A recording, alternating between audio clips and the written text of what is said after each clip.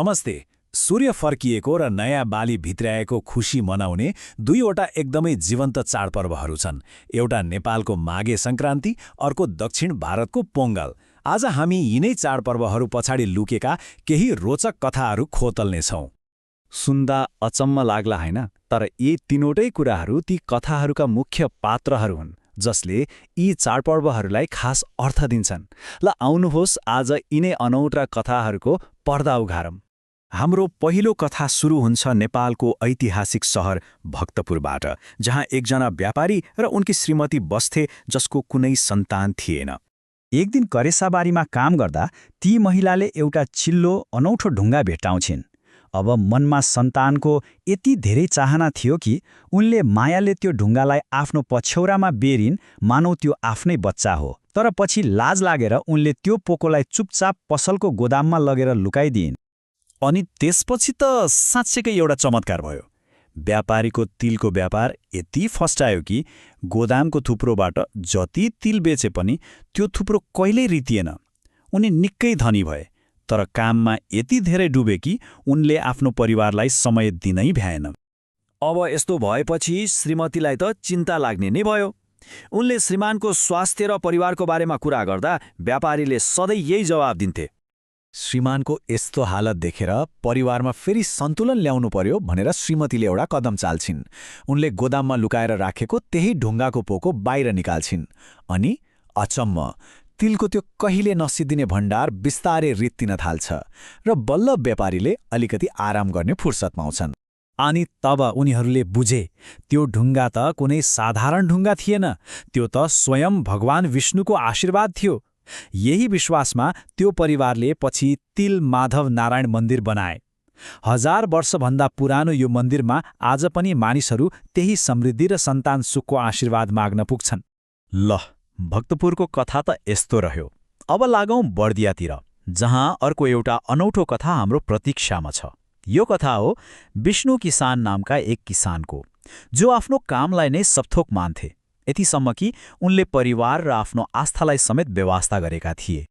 माघे संक्रान्तिको दिन थियो। घरमा चाडको माहौल थियो। श्रीमतीले पूजापाठ गर्न, मेला घुम्न जान आग्रह गरिन्। तर विष्णु किसानलाई भने आफ्नो खेतको कामभन्दा ठूलो केही लागेन। उनले श्रीमतीको कुरालाई यसरी पन्छाउँदै चाडको दिन पनि आफ्नो कोदालो बोकेर खेततिर लागे। उनको लागि काम नै धर्म थियो। तर त्यही दिन खेत खन्दै गर्दा उनको कोदालो कुनै अनौठो कडा चिजमा ठोकियो। त्यो कुनै ढुङ्गा थिएन, त्यो त जमिनमुनि गाडिएको भगवान विष्णुको 8वटा हात भएको एउटा भव्य मूर्ति थियो। त्यसपछि त गाउँमा खैलाबैला मच्यो। सबै मिलेर मूर्तिलाई उठाएर कतै मन्दिर बनाउन खोजे। तर अचम्म, गाउँका सबैभन्दा बलिया मान्छेहरूले पनि त्यो मूर्तिलाई 1 इन्च हल्लाउन सकेनन्।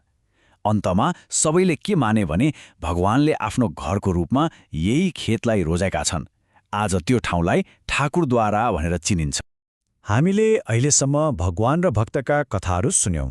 अब कुरा गरौँ एउटा जनावरको, एउटा साँडेको, जसले नेपाल र दक्षिण भारतलाई अनौठो तरिकाले जोड्छ। नेपालको नुवाकोटमा माघे संक्रान्तिमा गोरु जुधाउने चलन छ हैन? यो चलन आजको होइन, 200 वर्षभन्दा पुरानो हो। कथाअनुसार मामाघर आएका एक भान्जा राजकुमारलाई खुसी पार्न र स्थानीय गोरुको बल देखाउन यो परम्परा सुरु भएको थियो। अब यही साँडेको अर्को कथा सुन्न दक्षिण भारततिर लागौं, जहाँ पोंगल मनाइन्छ। पौराणिक कथाअनुसार एकपटक भगवान शिव पृथ्वीका मानिसहरूलाई देखेर चिन्तित भए, किनभने मानिसहरू धेरै खाने तर कम नुहाउने गर्थे। शिवले आफ्नो प्यारो साँडे नन्दीलाई बोलाएर एउटा काम हराए। सन्देश थियो, पृथ्वीमा गएर मानिसहरूलाई भन दिनमा 3 पटक नुहाउनु र 1 पटक मात्र खानु। तर लामो यात्राले थकित नन्दीले सबै कुरा गडबड गरिदियो। उसले पृथ्वीमा पुगेर ठिक उल्टो सन्देश सुनाइदियो, दिनमा 1 पटक नुहाउनु अनि 3 पटक खानु। यही रमाइलो गल्तीको सजाय स्वरूप शिवले साँडेहरूलाई सधैँको लागि पृथ्वीमा बसेर मानिसहरूको लागि खेत जोत्न र थप अन्न उब्जाउन मद्दत गर्ने आदेश दिए। हेर्नुस् त, एउटै जनावर तर कस्तो फरक भूमिका।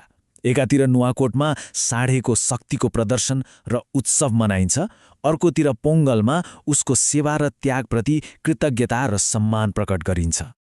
यी त भए कथाहरू, तर यी कथाहरू आज हाम्रो जीवनमा, हाम्रो चाडपर्वमा कसरी जीवित छन् त?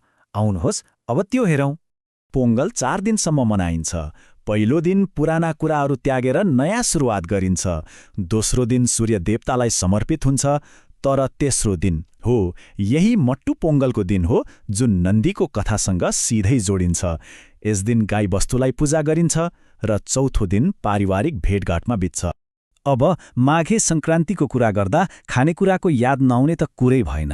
घिउ, चाकु, तरुल, तिलको लड्डु यी सबै खानेकुराहरू स्वादको लागि मात्र होइनन्, यिनीहरूले वर्षको सबैभन्दा जाडो महिनामा शरीरलाई न्यानो र ऊर्जा दिन्छन्।